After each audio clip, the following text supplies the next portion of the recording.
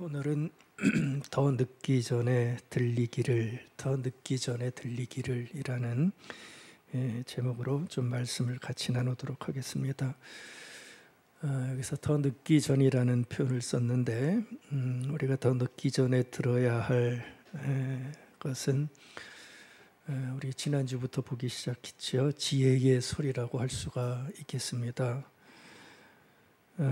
지혜자의 소리라는 것은 바른 상과 바른 판단을 촉구하는 그런 소리가 될 텐데 정말 이런 귀한 소리가 이제 외면받지 않고 들리기를 나름의 기대를 가지고 이제 오늘 말씀 전하게 됐습니다.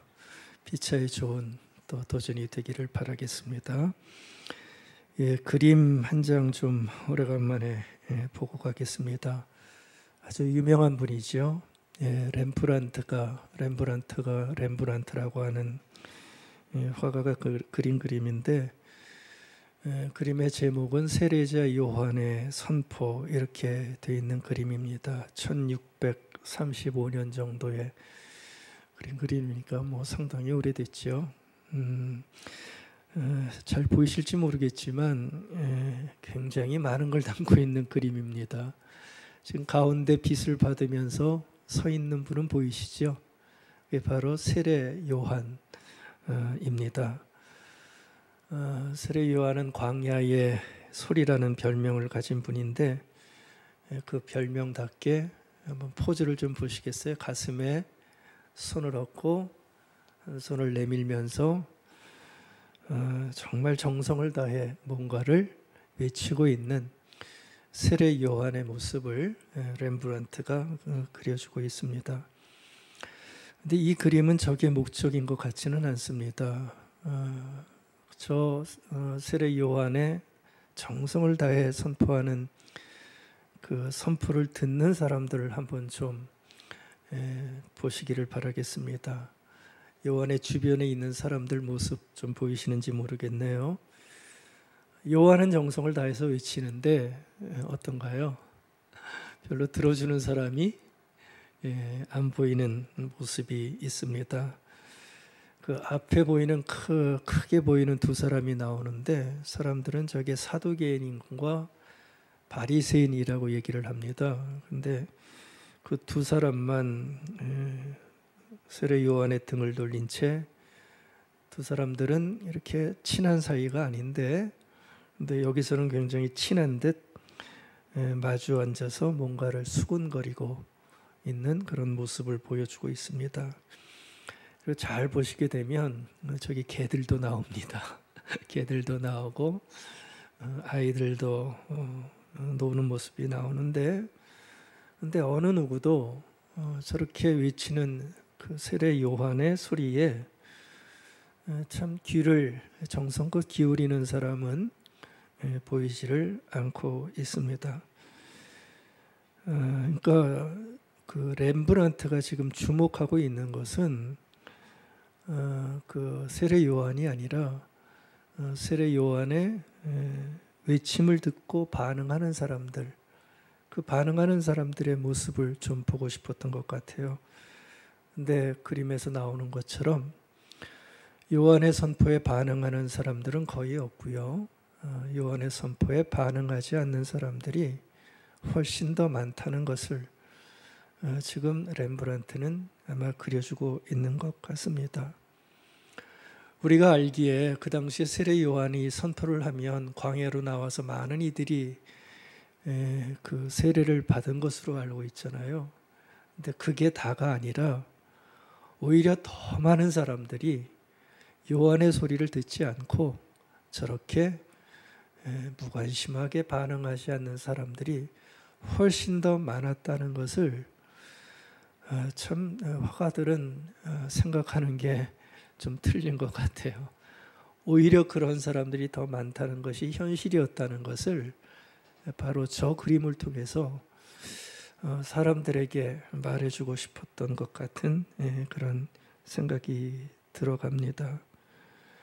그러니까 그 소리를 듣고 반응하는 사람보다 반응하지 않는 사람들이 더 많은 현실이었다. 아마 그렇게 얘기를 해주는 것이겠죠. 우리 쪽에서 볼 때는 참 아쉬운 일이겠죠. 근데 이런 아쉬운 일이 그때만이 아니라 우리의 삶의 현실에서 봐도 지혜의 소리를 우리가 잘 듣는 것이 아니라 마치 저 사람들처럼 거의 반응하지 않고 살아가는 이들이 훨씬 더 많이 있다는 것을 우리도 느낄 수가 있습니다. 예나 지금이나 지혜의 소리, 지혜의 소리라는 게 뭐겠습니까? 어떤 때는 듣기 싫은 소리도 되겠죠. 잠언이고, 또 바른 소리지만 그 바른 소리가 싫어하는 그 모습이 참 시대를 불문하고 있다고 하는 것을 느낄 수가 있습니다. 여러분들, 오늘 우리가 읽은 본문에도 보면 이 잘 듣지 않는 상황이 참 실감나게 묘사되고 있는 것 아마 보실 수 있을 거예요. 마치 렘브란트의 그림처럼 한번 보십시오. 똑같은 상황이 지금 보시는 대로 펼쳐지고 있습니다. 오늘 본문에서는 지혜자가 세례 요한처럼 외치고 있죠. 외치고 있는데 역시 사람들은 외면하고 있는 듯한 모습이 거의 same 하나도 다르지 않는 것을 우리가 볼 수가 있습니다. 그러니까 오늘 본문을 읽으면서 우리는 뭔가를 선포하는 이 지혜자가 가지고 있는 어떤 답답함을 좋게 말하면 어떤 안타까움을 굉장히 깊게 느낄 수 있는 그런 본문을 우리가 볼 수가 있습니다.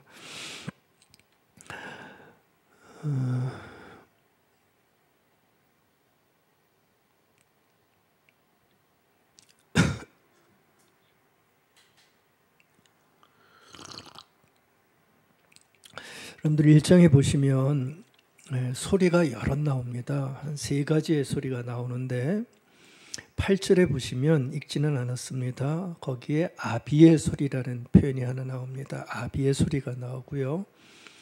또 그 뒤에 10절에 보면 정반대의 소리가 나와요. 악한 자로 상징이 되어지는 유혹의 소리가 사람들에게 들려지고 있는 것을 우리가 볼 수가 있습니다. 그리고 20절 오늘 본문에 보면 지혜가 말하는 지혜자의 소리가 있습니다. 근데 사람들은 아비의 소리와 지혜자의 소리는 보시는 것처럼 잘 듣지 않고요. 지난주에 봤던 철부지들이 말하는 그런 유혹의 소리에만 굉장히 민감하게 귀를 기울이고 있는 모습을 우리에게 보여주고 있습니다. 아마 그래서 지혜자가 오늘 본문에서 굉장한 안타까움을 가지고 외치고 있는 것이겠죠. 왜요? 하도 안 들으니까. 하도 자기는 외치지만 이게 좀 반응하는 어떤 그게 좀 있으면 좋은데 그게 너무 없으니까 어떡합니까? 바로 길거리에서라는 단어 보셨죠? 또 광장에서, 또 골목에서 어떡합니까? 하도 안 들으니까 거기에 나가서라도 좀 이 소리를 들으라고 외치고 있는 바로 그 장면, 바로 그것이 오늘 본문의 내용입니다. 그러면서 지혜자가 얘기를 하지요. 어리석은 자들아. 한번 성경을 보시면서 따라오십시오. 어리석은 자들아, 이 거만한 자들아, 또 이 미련한 자들아. 22절 도대체 언제까지 그럴 거냐, 그렇죠? 언제까지 외면만 하고 반응하지 않고 그렇게 할 거냐. 얼마나 안타깝게 얘기를 합니까? 그러면서 23절에서 얘기하는 겁니다. 그렇게 있지 말고 이 소리를 듣고, 그렇죠? 어떻게 하라는 거예요? 듣고 이제 좀 방향을 바꿔라, 돌이켜라. 그러면 나의 영을 너희들에게 부어주어 내 말이 거짓이 아니고 놀라운 사실이라는 것을 내가 너희들에게 보여주겠다. 그래도 돌이키지 않으면 27절입니다. 광풍과 폭풍, 단어 다 보셨죠? 근심과 슬픔, 그런 것들이 듣지 않는 너희들에게 임할 것이고 28절입니다.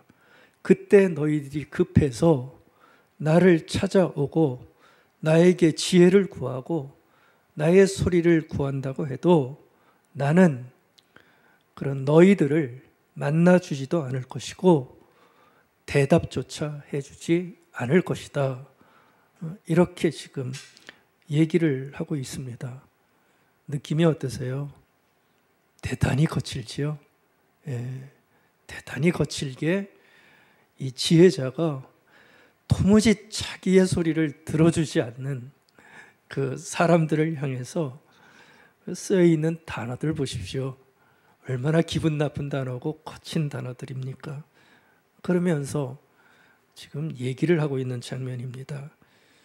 여러분들 27절에 아까 잠깐 보셨는데 거기 나오는 광풍이라는 단어, 폭풍이라는 단어 한번 보시기 바랍니다. 이 두 단어를 합치면 한마디로 하면 너희들의 삶이 쑥대밭이 된다는 거잖아요. 그렇죠? 쑥대밭이 될 거다. 황폐화가 될 거다. 이런 얘기를 하고 있습니다. 여러분들 이 폭풍이라는 히브리 말의 어원을 보면 참 재미있습니다. 끝났다라는 뜻을 가지고 있어요. 폭풍은 끝났다라는 어원에서 만들어진 단어입니다. 그러니까 연관이 되죠. 폭풍 한 건 치면 모든 게 다 날아가잖아요. 바로 그게 폭풍인데 무슨 얘기겠어요? 모든 게 끝나는 엄청난 재앙이 너희들에게 일어날 거다. 왜요? 내가 이렇게 간곡히 얘기하는 이 지혜의 소리, 이 지혜의 소리, 너희들이 이것을 너무나 간구한다면 이러한 결과가 너희들에게 일어날 것이다. 얘기를 해주고 있는 것입니다. 아주 수사적이고 문학적인 표현이긴 합니다. 그렇죠? 잠언의 문학이기 때문에 문학에는 굉장히 강한 표현이 나오잖아요. 이런 굉장히 강한 문학적인 표현이긴 하지만 이 지혜자는 아무리 말해도 반응하지 않는 그 사람들을 보면서 이렇게 좀 자극하고 싶었던 것 같아요. 그렇죠? 자극하려면 말이 강해야 되잖아요. 그래서 그들을 뭔가 깨워주고 싶었던 아마 강한 열망이 그 마음속에 있었기에 이렇게 거칠고 강한 단어를 아마 쓴 것 같습니다. 뒤집어 얘기하면 그 정도로 이 지혜자는 많은 이들이 자신의 지혜의 소리를 듣고 돌이켜서 그들의 삶을 온전히 살아가기를 정말 바라고 있는 그 같은 마음을 가진 말로 우리가 이해할 수가 있겠죠. 그런 이유가 32절, 30절에 아주 분명히 나오지요. 너희들이 끝내 듣지 않으면 32절입니다. 어떤 일이 벌어지는 줄 아느냐? 너희 자신을 죽이고 망치는 일이 일어난다. 그렇죠? 듣지 않으면 그런 결론이 분명히 일어난다. 그러나 33절입니다. 듣고 잘 반응하여 너희들이 돌이킨다면 평안과 안녕의 삶을 살 수 있다. 이렇게 얘기를 해주고 있는 거죠. 지혜자의 마음은 딱 하나인 것 같습니다. 오늘 말씀 제목이죠. 더 늦기 전에. 그렇죠? 지혜의 소리는 계속해서 있는데 그것을 나중에 가면 너희들이 멸망당할 수밖에 없으니 때가 늦으니 아까 지혜자가 얘기했잖아요. 나중에 와서 나를 불러도 나는 대답해 주지 않을 거다. 무슨 얘기입니까? 때가 늦었다는 거예요. 그러니까 더 늦기 전에 이 지혜의 소리를 좀 잘 들어 너희들의 한 번뿐인 인생 아름답고 복되게 살아갔으면 좋겠다. 아멘. 바로 그 얘기를 지금 길게 읽었지만 그렇게 우리가 정리할 수가 있습니다. 저는 이 지혜자의 마음이 꼭 우리 부모님들의 마음 같다는 생각으로 봤습니다. 그렇죠? 부모님의 마음이죠. 자녀들의 앞날과 앞길을 생각하면서 기도할 때마다 그 마음이 얼마나 갈망이 있습니까? 그렇죠? 그래서 훈계를 하고 그래서 좋은 길을 소개해 주려는 그 마음인데 아마 그 마음 그대로 이 지혜자도 도무지 들어주지 않는 그 사람들을 향하여 좀 돌이키기를 원해서 너희들의 삶의 안녕과 평안이 있기를 바란다. 이렇게 얘기를 해주고 있습니다. 자, 여기까지는 오늘 본문의 내용입니다. 이 본문을 우리가 보면서 좀 하나 묻고 가면 좋겠다 하는 그러한 질문이 하나 있습니다. 다른 게 아니고요. 도대체 왜 사람들은 잘 안 들을까요? 그걸 우리 좀 먼저 생각해 보십시다. 왜 지혜자의 소리가 들리는데 결국은 나에게 좋은 소리고 나에게 복된 소리고 잘 들으면 정말 생명의 소리인데 왜 사람들은 그 소리를 잘 안 들을까요? 이게 먼저 우리가 좀 봐야 되는 문제인 것 같습니다. 들으면 참 좋은 결과가 나는데도 안 듣고요. 안 듣다 보니까 나중에는 그게 들리지를 않습니다. 그리고 나중에는 딱 막아서는 거죠. 거절하는 겁니다. 도대체 그 이유가 뭘까? 여러분들 이것도 여러분들이 한번 오늘 본문을 보면서 한번 좀 생각을 해보셨으면 좋겠어요. 여러분들 우리가 성경에서도 늘 보는 어떤 상황이지만 성경에서도 보면 항상 하늘의 소리가 들리지요. 그걸 복음의 소리고 우리가 얘기할 땐 우리의 생명을 살리는 너무나 귀한 소리가 들리는데 오늘 성경을 한번 연결시켜 보십시오. 성경의 시대마다 사람들은 그 하늘의 소리를 한결같이 거절하는 성경의 사건들을 아마 여러분들이 짐작하실 겁니다. 노아도 외쳤어요. 그렇죠? 방주를 준비하라. 이제 심판이 있다라고 하는 하늘의 소리를 듣고 사람들을 향하여 노아도 120년간을 방주를 지면서 외쳤잖아요. 근데 사람들이 들었다는 얘기 찾아볼 수 없어요. 여러분들 모세도 외친 거 아시죠? 하늘의 음성 듣고 이집트에 가서 외쳤지만 사람들은 콧방귀를 꼈단 말이죠. 도무지 그 소리가 들리지 않는 걸 우리는 많이 봅니다. 여러분들 예언자들 한번 생각해 보십시오. 예언자들은 하나님의 백성들을 향하여 외친 사람들이죠. 얼마나 많이 신랄하게 외쳤습니까? 하나님의 계획이 이뤘고 하나님의 뜻이 이르니 돌이켜라. 예언자들이 얼마나 많은 세월을 멸망당하기 전에 외쳤습니까? 그렇죠? 예언의 시대가 지나서 세례 요한이 왔네요. 세례 요한도 계속 외치잖아요. 회개하라. 하나님의 나라가 가까이 왔다. 그러나 대다수는 아까 그림에서 본 것처럼 반응을 보이지 않습니다. 예수님도 많은 이들에게 외쳤습니다. 근데 다 아시겠지만 참 줄기차게 사람들은 그러한 소리를 외면하고 있다는 것을 우리는 너무나 확연하게 보고 있습니다. 도대체 왜 듣지 않냐고요? 왜 안 들릴까요? 그렇죠? 물론 듣지 않는 이유를 한두 가지로 말할 수는 없겠죠. 사람마다 틀리고 여건이 다 틀리기 때문에 한두 가지로 말할 수는 없을 거예요. 여러분들 오늘 본문에도 보시면 거기 몇 가지 이유를 알 수가 있습니다. 왜 그들이 그렇게 반응하지 않나 하는 그 이유를 암시하는 단어들이 여러분들 보십시오. 짧은 본문인데도 아주 숱하게 그 이유를 암시하는 단어들이 계속해서 나열되고 있어요. 22절입니다. 어리석음이라는 단어 보셨어요? 여러분들 왜 안 듣는 줄 아십니까? 이 지혜자는 그것을 어리석음으로 표현했어요. 어리석기 때문에 안 듣는다는 거예요. 어리석음은 여러 가지 의미로 해석될 수 있겠죠. 또 거만함이라는 단어 보셨어요? 여러분들 사람들이 왜 소리를 듣지 않을까요? 마음의 높음, 굉장히 높은 거만함, 교만보다 더 높습니다. 그것이 있을까요? 없을까요? 있지요. 나와 너의 대화 중에서도요, 내가 너보다 높다라는 어떠한 마음의 가짐이 있으면 소리를 듣습니까? 안 듣습니까? 안 듣거든요. 바로 그런 단어들입니다.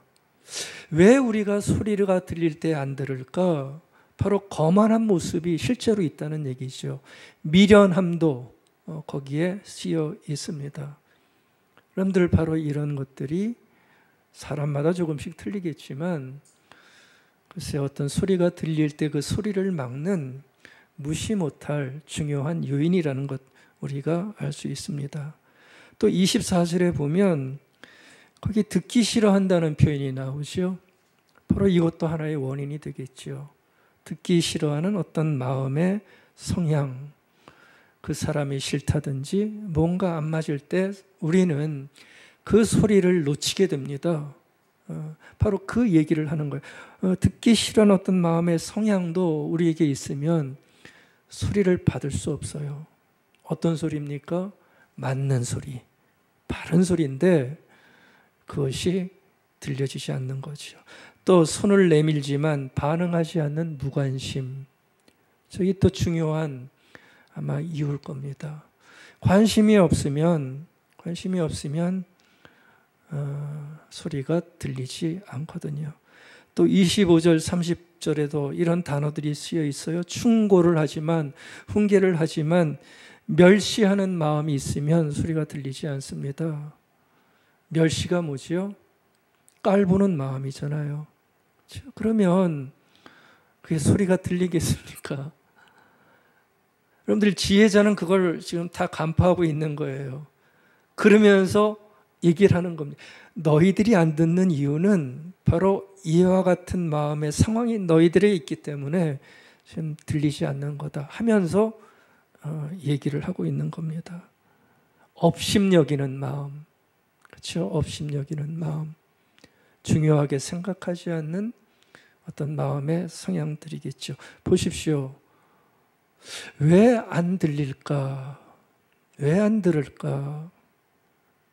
여기 보면 그게 어떤 사람의 소리가 됐던 또 아무리 옳은 얘기고 맞는 얘기라고 해도 보십시오. 이런 마음이 우리에게 깊게 들어있는 한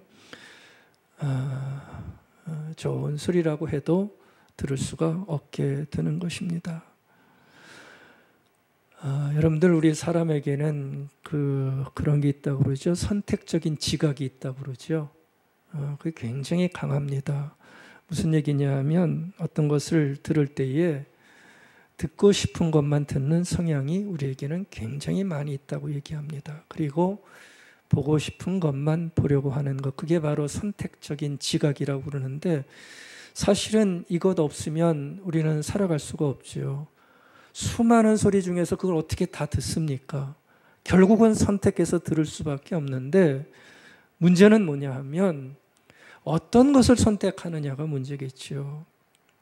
수많은 소리가 들리고 수많은 어떤 것들이 들어오지만 바로 들어오는 소리 중에서 선택적으로 지각을 해야 된다면 좋은 소리를 지각해서 들으면 얼마나 좋겠습니까?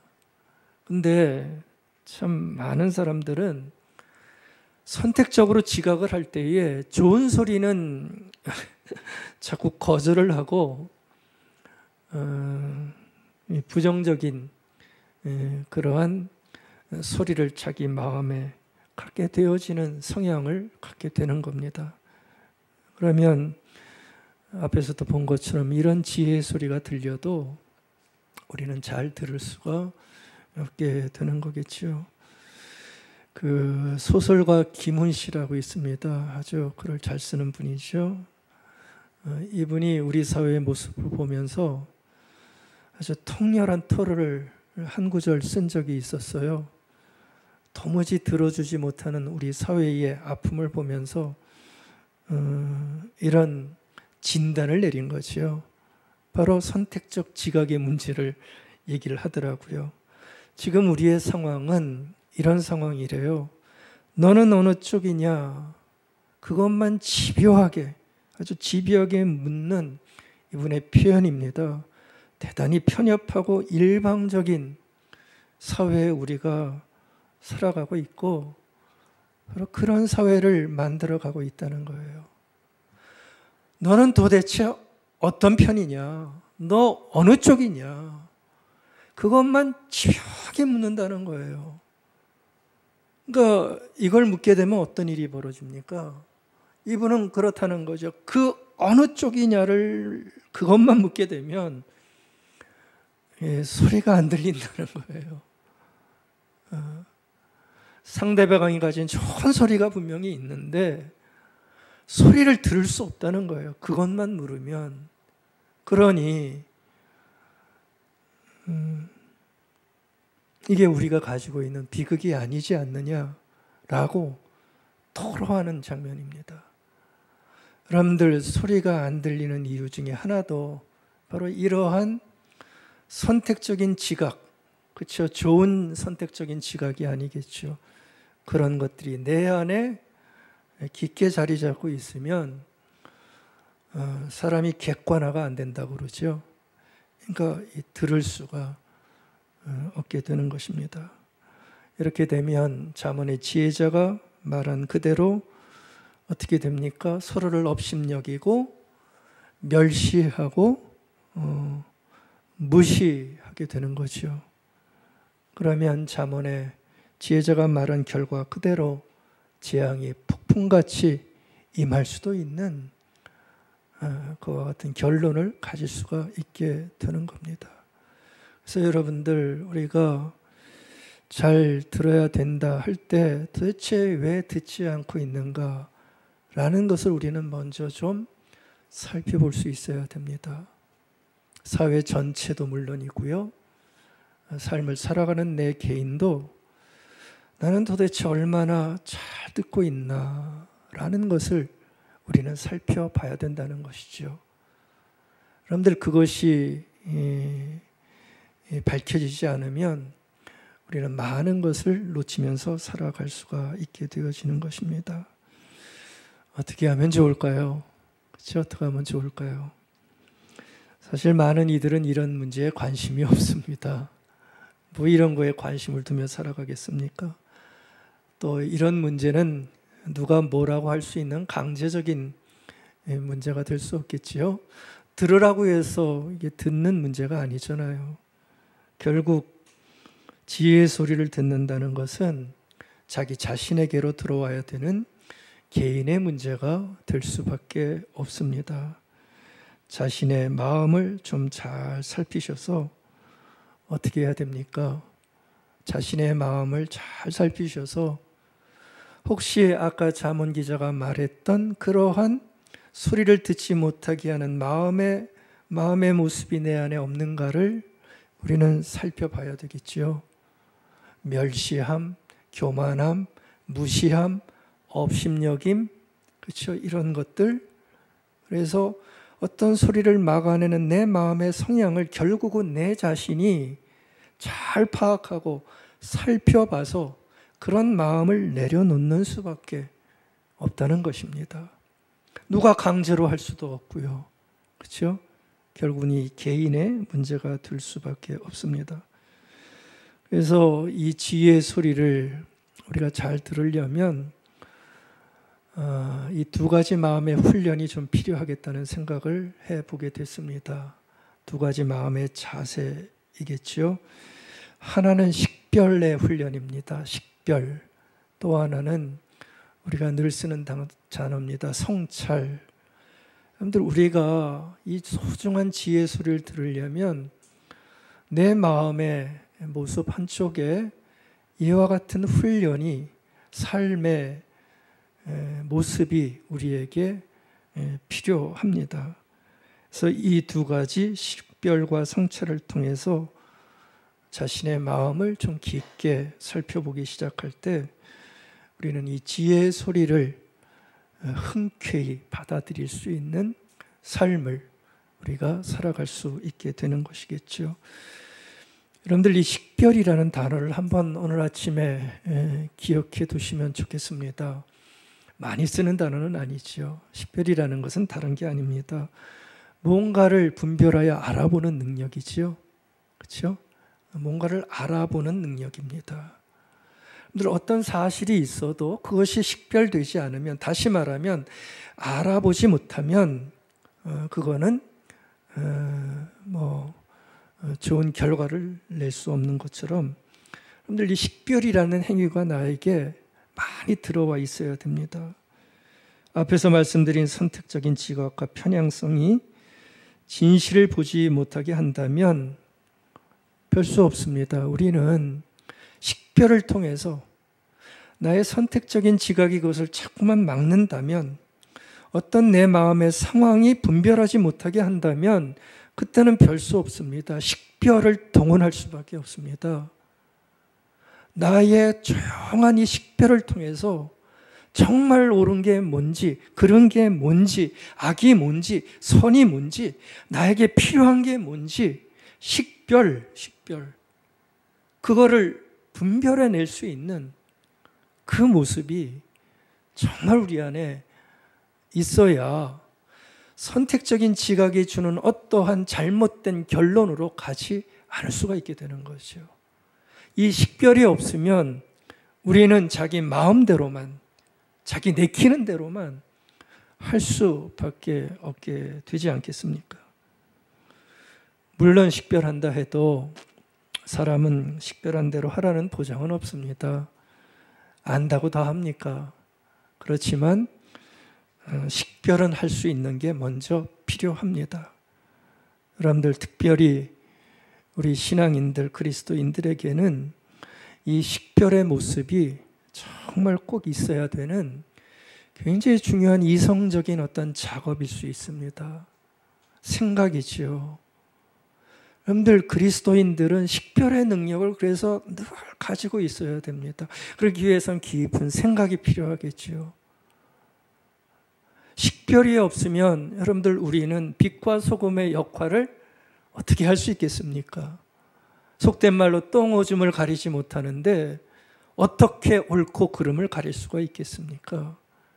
그러니까 그리스도인들에게 있어서 식별은 설이 걸릴 정도로 참 중요한 문제가 될 수밖에 없습니다. 말씀을 마음에 꼭 품고, 그렇죠? 기준은 말씀이잖아요. 하나님의 말씀이라고 하는 이 말씀의 기준을 마음에 품고 식별하기 시작하는 그 과정이 필요하다는 겁니다. 선과 악을 식별해내고 옳음과 그름을 식별해낼 때 비로소 우리는 분별하여 지혜자의 소리를 들을 수 있는 삶을 살아갈 수가 있게 되는 것이죠. 여러분들, 이 식별의 모습이 글쎄 우리 그리스도인들에게 좀 많아졌으면 좋겠어요. 우리 신앙인들은 식별할 수 있는 사람입니다. 그걸 놓치시면 안 됩니다. 그래야 휩쓸리지 않는 거룩의 삶을, 구분된 삶을 살 수가 있는 거겠죠. 식별이 한순간에 얻어지면 좋겠지요. 근데 여러분들, 식별은 한순간에 잘 얻어지지 않습니다. 그런 능력은 우리에게 없습니다. 식별은 우리가 성령께 열려 있어서 꾸준하고 정말 성실하게 매일의 삶을 통해서 성령의 소리를 들으며 말씀을 통해서 하나하나 점검해 나가는 영적인 훈련의 과정 중에 있을 때 우리는 예전에는 느끼지 못했던 분별을 하면서 살아갈 수가 있게 되는 것이요. 그래서 그리스도인들은 성령의 영을 통해서 바른 생각을 받아낼 수 있는 아주 놀라운 삶의 모습을 가져야만 된다는 것입니다. 우리 스크린에는 없는데 한번 성경 좀 꼭 찾아봤으면 좋겠습니다. 고린도전서 말씀 한번 찾아보시겠어요? 고린도전서 2장 9절부터 좀 한번 봤으면 좋겠습니다. 고린도전서 2장 9절부터 신약성경 264페이지 정도 될 것 같은데, 스크린에 지금 띄워줄 수 없습니까? 스크린에 띄워줄 수 없으면 그냥 보겠습니다. 자, 보십시오. 2장 9절부터입니다. 이 2장에는 지혜를 말하는 장면입니다. 바로 하나님의 지혜와 사람의 지혜를 말하는 장면인데 9절입니다. 기록된 바 하나님이 자기를 사랑하는 자들을 위하여 예비하신 모든 것은 보십시오. 눈으로 보지 못하고 귀로 듣지 못하고 사람의 마음으로 생각하지도 못하였다 한것 같으니라. 그렇죠? 하나님께서 사랑하는 자들을 위하여 예비하신 아주 놀라운 것들이 있는데 그게 잘 보이지 않는다는 겁니다. 그렇죠? 근데 어떻게 하면 보이는가? 오직 하나님이 성령으로 이것을 우리에게 보이셨으니 성령은 모든 것, 하나님의 깊은 것까지도 통달하시느니라. 사람의 일을 사람의 속에 있는 영 외에 누가 알리요? 이와 같이 하나님의 일도 하나님의 영 외에는 아무도 알지 못하느니라. 우리가 세상의 영을 받지 아니하고 오직 하나님으로부터 온 영을 받았으니 이는 우리로 하여금 하나님께서 우리에게 주신 은혜로 주신 것들을 알게 하려 하심이라. 보십시오. 은혜로 주신 것들을 알게 하려 하심이라. 우리가 이것을 말하거니와 사람의 지혜가 가르친 말로 아니하고 오직 성령께서 가르치신 것으로 하니 영적인 일은 영적인 것으로 분별하느니라. 이렇게 얘기를 해주고 있습니다. 전체적인 문맥 이해하시겠죠? 우리가 어떤 지혜를 식별한다고 할 때 그 식별은 세상의 지혜로는 알 수 없다는 겁니다. 하나님의 지혜가 우리에게 가르쳐주고 싶어 하시는 분명히 영적인 식별은 성령의 은혜가 있을 때만 하나님의 영으로 우리는 그것을 깨달을 수 있지, 성령을 추구하지 않고 성령의 삶이 없이 인간의 지혜로만은 영적인 식별을 할 수가 없다. 이렇게 지금 얘기를 해주고 있는 바울 사도의 말입니다.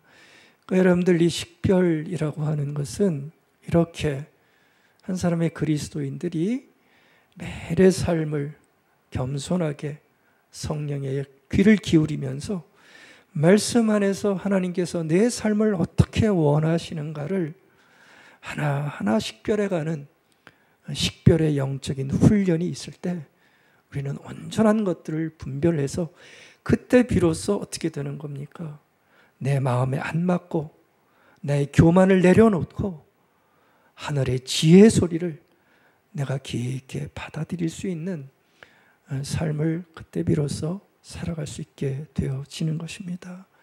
바로 이러한 식별이 여러분들 우리 그리스도인들에게 필요한 겁니다.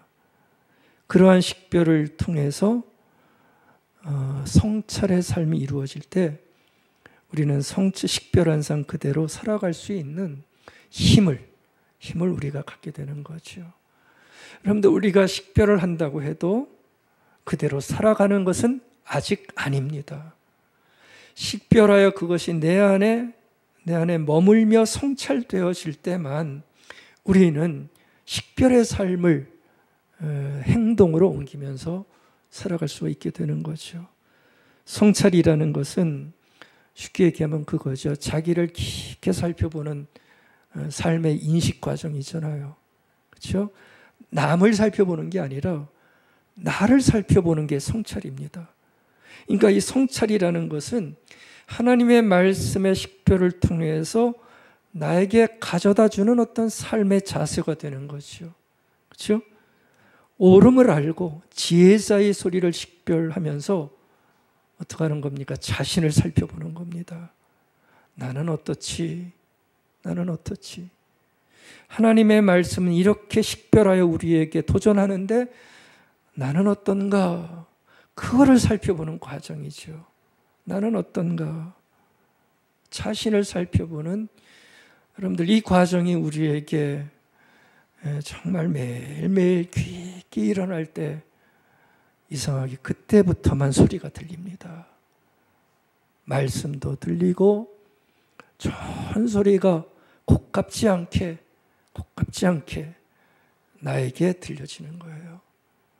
어쩌면 여러분들, 우리 그리스도인들이 이 중요한 식별과 성찰의 삶이 없기에 하나님의 교회는 각자 제 길로 가고 있고 신앙인들이 교만하다는 소리를 듣는 이유가 바로 이 식별과 성찰의 귀한 삶의 가치를 우리가 놓치고 있기 때문은 아닌가, 우리가 살펴봐야 될 것 같습니다.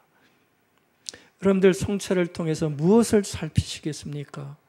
어떤 것을 살피는 게 성찰입니까? 첫 번째는 이겁니다. 여러분들, 자기를 살필 때 성찰하는 거죠. 하나님께 받은 은혜를 깊게 헤아리시기 바랍니다. 아주 중요한 성찰입니다. 받은 은혜를 헤아리면서 감사하는 삶을 사는 거예요. 우리는 받지 못한 것 때문에 속상할 수 있습니다. 하지만 성찰은 받지 못한 것을 깊게 보는 게 아니라 받은 은혜를 먼저 보고 내 삶에 누리는 은총을 먼저 보고 그것을 깊게 살펴보는 겁니다. 아, 참 감사했구나. 그 마음을 늘 내 안에 성찰하는 겁니다. 오늘 아침에도 했으면 내일 아침에도 참 감사합니다 하는 그 깊은 성찰, 자기를 받은 은혜를 성찰하는 그 모습이 있어야 된다는 얘기입니다. 두 번째 성찰은 이런 것들을 살펴볼 수 있어야 됩니다. 자신이 행하고 있는 이 말들, 내가 하고 있는 이 나의 사소한 행동들, 내가 하고 있는 생각들, 이것들을 나 스스로가 살펴보는 거죠. 여러분들 잘 하시고 계십니까? 자신이 한 말들, 자신이 한 행동들, 자신이 한 생각들을 살펴보면서 늘 잘할 수는 없잖아요. 잘못된 것이 있으면 부끄러워하는 겁니다. 성찰을 통해서 부끄러워하시고 후회를 하시고 다시는 안 그러겠다 그러면서 용서를 구하는 그 과정이 중요한 성찰입니다. 이것이 우습다고요? 아닙니다. 모든 아름다운 사람들은 반드시 이 과정이 있습니다. 이것이 빠지면 인격과 성품의 성숙은 일어날 수가 없습니다. 세 번째, 많이 보지 못합니다. 또 하나 깊게 성찰하실 건 뭐냐 하면 우리 안에 쌓여있는 많은 부정적인 것들이 있어요. 뭡니까? 불안한 게 있고 어두운 그늘이 있고 굳어진 마음들이 우리 안에는 다 있습니다. 왜 안 그렇겠습니까? 힘든 세상 살다 보면 이러한 것들이 우리 안에 늘 들어와서 우리를 많이 조입니다. 힘들게 합니다. 어두워지고 그래서 그 불안함이 나를 굉장히 딱딱하게 만들어가는 삶을 살게 만들죠.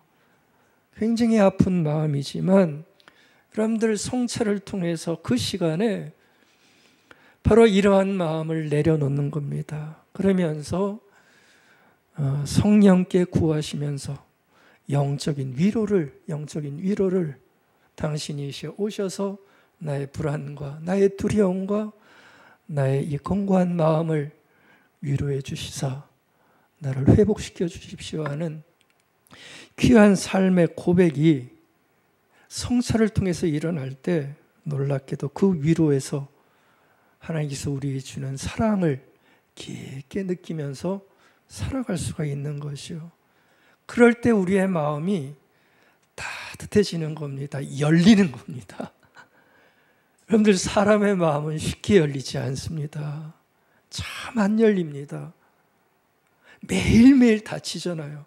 근데 아침마다 자기가 필요한 시간마다 자신의 불안들, 두려움들을 깊게 내려놓으십시오. 구하십시오. 영적인 위로를 구하십시오. 근데 그런 것 없이 나의 본성만 남아있다면 우리는 언제나 두렵고 언제나 불안하고 언제나 굳어진 마음을 통해서 말도 거칠어지고 싸나워지고 그런 삶을 도무지 벗어내지 못하는 삶을 살아갈 수밖에 없게 되어지는 것이죠.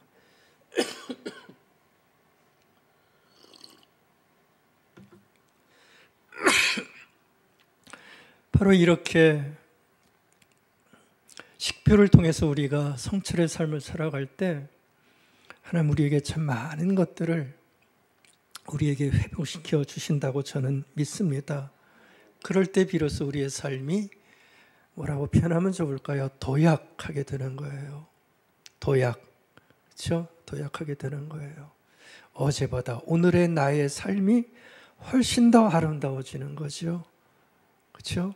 훨씬 더 아름다워지는 거죠. 모두 다 이런 은혜 우리 다 누리시며 살아가십시다. 그래서 들을 것 있으면 기꺼이 듣습니다. 그래서 기꺼이 듣습니다. 그리고 해야 할 것 있으면 내가 자발적으로 합니다. 그리고 거부할 것 있으면 담대하게 거부를 합니다.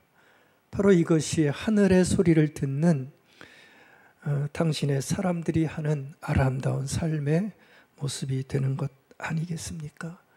여러분들, 우리는 참 듣기 힘든 시대에 살아가고 있고 많은 것들이 우리를 듣지 못하게 하지만 그것을 깨야 됩니다.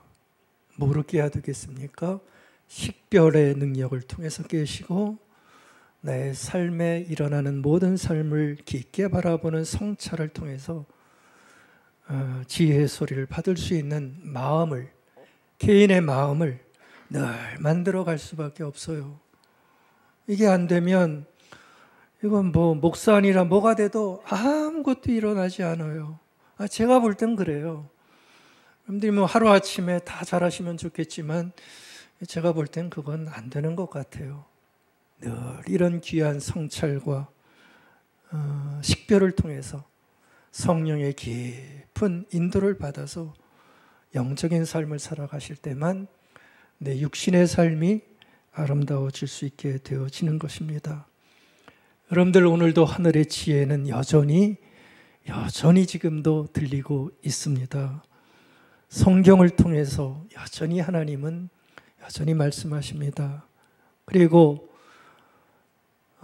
부족한 사람들의 설교를 통해서도 하나님은 우리에게 말씀하십니다.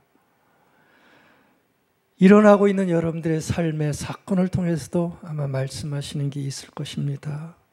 또 가까운 이들을 통해서도 하나님은 말씀하십니다. 양심을 통해서도 끊임없이 말씀은 들려오고 지혜의 소리는 들려오고 있습니다. 포착하시기 바랍니다. 예, 무덤덤하게 무관심하게 외쳐도 우리 세례 요한 받고 지혜자의 그 광경 보셨잖아요. 외쳐도 반응하지 않는다는 것은 결국은 그 결론이 거칠어질 수밖에 없다는 것, 우리가 좀 유념했으면 좋겠습니다. 잘 식별하고 성찰해서 받게 되어지면 근심과 슬픔 대신 기쁨과 평안이 우리에게 반드시 선물로 다가올 것입니다. 로마서 13장 11절 한번 보고 마치죠.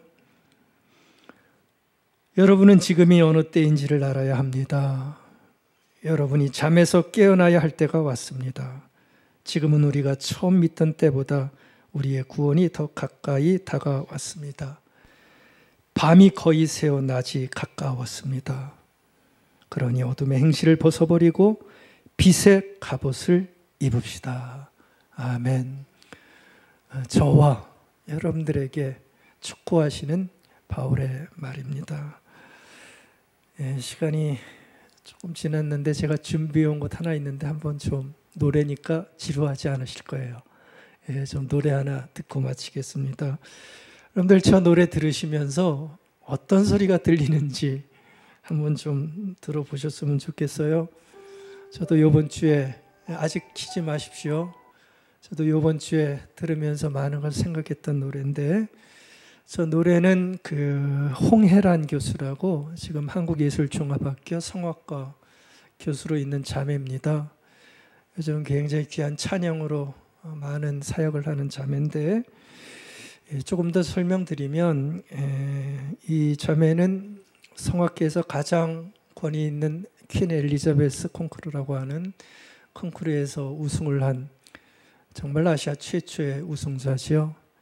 굉장히 한국에서는 탁월한 성악가입니다. 근데 이분이 그 콩쿠르 우승한 다음에 영적인 슬럼프에 빠져요. 성공해 보려고 하는 어떠한 야망이 컸다고 그러더라고요. 그래서 영적인 슬럼프에 빠지게 되는데, 그때 설상가상 아버지가 위독하여 쓰러졌다는 소식을 고구로부터 듣게 됩니다. 그래서 급하게 귀국을 해서 한 10일 동안 중환자실에서 돌보게 되는데, 바로 그때 어릴 때 자기가 자라면서 듣던 강원도 정선 산골 출신입니다. 그 산골에서 아버지가 어릴 때 흥얼거리던 그 음이 너무나 갑자기 자기 입에서 허밍으로 나오는 자신을 발견했다는 거예요. 어떤 소리가 들린 거죠. 아버지의 소리가 들린 거죠. 그래서 이 소리에 바짝 눈이 띄어서 찾아봤다는 겁니다. 그게 바로 오늘 우리가 들을 희망가라는 노래인데, 그래서 그 노래를 사람이 찾고 그를 부르게 됐던 거예요. 여러분들 저 노래 다 잘 아실 겁니다. 일제시대 찬송가를 번안하면서 알려진 곡인데, 이분은 자신이 어떤 길을 가야 할지, 바라봐야 할 희망이 무엇인지를 저 노래를 통해서 아주 새롭게 듣게 된 것이죠. 그렇죠? 이 풍진 세상을 만났으니 너의 희망이 무엇이냐? 부귀영화를 누렸으면 희망이 족할까? 하는 그러한 노래인데, 저거를 들으면서 뭔가 깊은 울림과 성찰을 통해 삶을 회복했다고 하는 그 찬송은 아닌데요. 한번 좀 들어보시기 바랍니다. 듣고 마치겠습니다.